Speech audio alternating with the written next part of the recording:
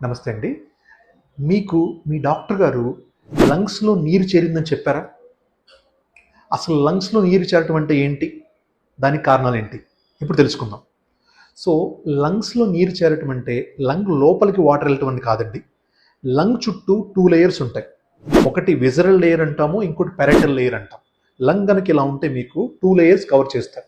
ఆ 2 లేయర్స్ మధ్య water form అవటాన్నే లంగ్స్‌లో నీరు చేరటం అంటాం.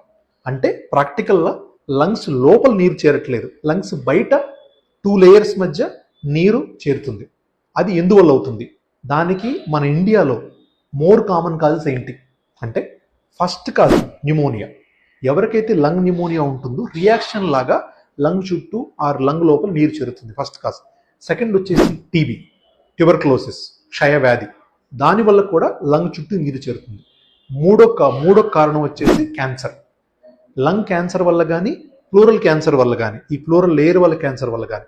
సో ఈ 3 మోర్ కామన్ కాజెస్ దీనికి లంగ్లో నీరు చేరటానికి.